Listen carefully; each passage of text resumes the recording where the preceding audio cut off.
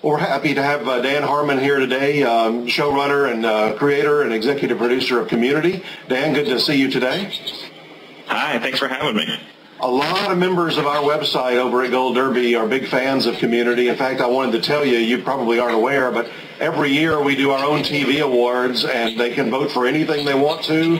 They can nominate anything they want to. And last summer, off of your first season, Community got 6 Gold Derby nominations, and you won category I think is an incredible category to win. Out of all the shows on TV, they voted Modern Warfare the favorite episode of the year. Oh, yeah, I think I remember that. I didn't make the connection between Gold Derby and that, but thank you. That's fantastic, and I agree. I agree with the voters. Well, I mean, it was such an amazing episode, Dan, and look, the critics love the show, fans love it, obviously. It's buzzing all over the internet, and yet the Emmys just missed the boat last year. It was a real bummer. And how did you feel about that when it came through and you got nothing? You got skunked completely from them, and that must have been a terrible feeling at the time, right? It wasn't so terrible, really, because it had only been a year since, for the very first time in my life, I was running a network show on what I consider to be the most prestigious, if not highest-rated networks in American television. The fantasy of Thursday night at 8 o'clock, having a sitcom on NBC, it was like it took longer than a year for that to get boring. So the Emmys not, having time to recognize us was not. It didn't take the wind out of my sails. I was bummed out for Joel McHale. I thought that he really anchored a show, and I know this isn't what you get an Emmy for, but nobody works harder than the cast of this show. But a lot of shows have missed out in their first year. Seminal classics like Everybody Loves Raymond, How I Met Your Mother, and many, many more, Will and Grace. We could go on and on about shows that missed out in their first year because Emmy voters just weren't on the same radar. So all hope is not lost. And so if Community is going to do well this year, and a lot of people are hoping it will, what episodes were your highlights? So what episodes do you and the writers think were the best of the season that you submit? As far as just representations of the outstanding show that Community was this season, I believe what we are sending out for consideration as exemplary episodes are the bottle episode, in which the group is all in the study room, trapped in there, and the conspiracy theories episode with the blanket fort and the gunplay in the third act, the Dungeons and Dragons episode, the episode where they all go to the hospital because Pierce is pretending to die, I believe the My Dinner with Andre episode, and what am I missing? The fake clip show. I actually do have my hopes up about the awards this year, if only because at this point I feel like we actually need it really bad, because there's two different species of comedy in American TV. There's the critical darling and there's the mainstream success, and shows like legendary shows like Seinfeld are able somehow to get one foot on each of those dolphins and ride them to wherever that metaphor would go. But you have to get a foothold in one or the other before you can think about invading the other. So we're obviously closer to the critical darling than we are the mainstream success right now. I think it would take less energy and less time to turn things around with legitimate award recognition and build that into mainstream success than it would to just start selling out and add a dog to the show. And I don't think that's going to work. I don't think that's 7 years from now we'll be betting on the idea that then we'll double our ratings, but by that time we'll be canceled. So because we really need an Emmy, I'm willing to expect hope for one. with my fingers crossed, and I'm willing to suffer the emotional damage of if we don't get one. I worked really hard this year to get on that radar. Frankly, I really did have that in mind as an end result, and you don't want to jinx that and say that out loud, but I'm just saying it. Yeah, well, I mean, talking about that kind of aspect of the show, Dan, I think the highlight of the show for me now, the way that it's progressed over the last 2 seasons, is the meta aspects of it, and the way that you skewer and you pay homage to certain genres and so forth, and you've gone to so many amazingly different places. Have you got anything else like festering in your mind that you might go to in season 3 that we could expect, maybe even just generally? Yeah, I mean, one of the big things is that the thing that I haven't done yet is grow up a little bit and actually take it for granted that I have a TV show and therefore start to do things like that. Like so far, all the things you've seen are, what a 10-year-old would do with one episode of a TV show. We've done that 49 times.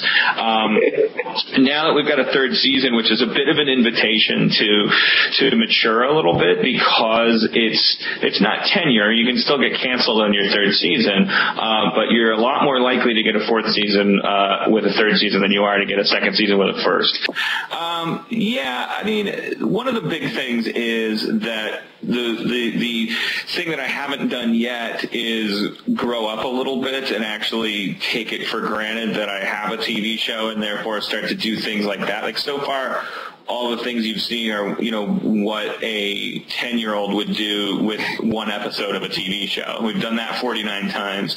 Now that we've got a 3rd season, which is a bit of an invitation to mature a little bit, because it's not tenure. You can still get canceled on your 3rd season, but you're a lot more likely to get a 4th season with a 3rd season than you are to get a 2nd season with a 1st. Well, one episode this season, you mentioned earlier that you did have some emotion and you did find out more about the characters, was the one where Chevy Chase was in the hospital and bringing each person in. That was a really good episode. But we see that his way to get at Jeff, played by Joel McHale, is the father that left him so early. I've got a theory on that, if you'll hear me out. Yes, I will. The movie Stripes? Yes, I do. I know exactly where you're going. Yeah, that was always the intention. He plays in Stripes as John Winger. I think that is Joel McHale's father. Yes, that was always the intention. Yes, I mean, because you're a good fan for knowing that, for picking up on that, you can have that information freely, but and also because it's astronomically unlikely to be able to happen. I mean, I've never talked to anybody that knows how to talk to Bill Murray.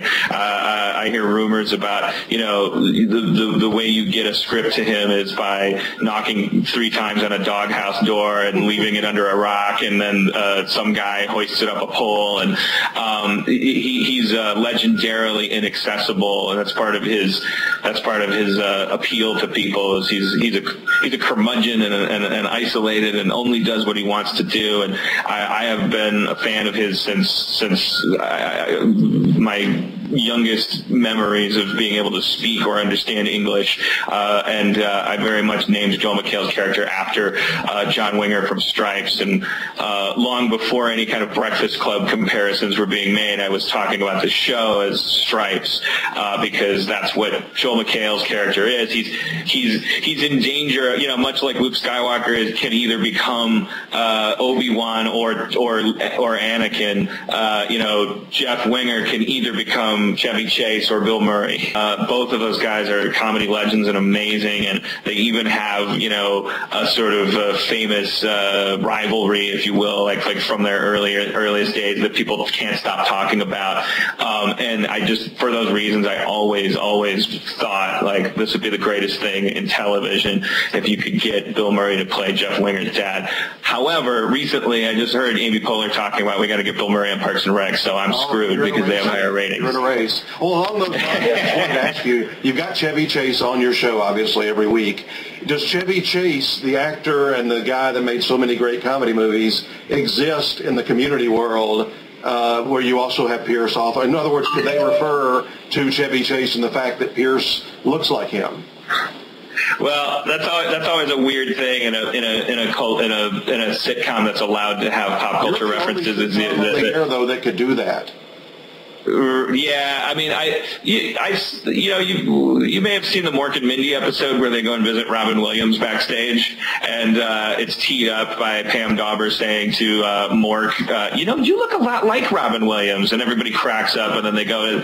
It was a horrible episode, and it was really embarrassing to watch Mork sit there and talk to Robin Williams and ask him how lonely it is to be a comedian.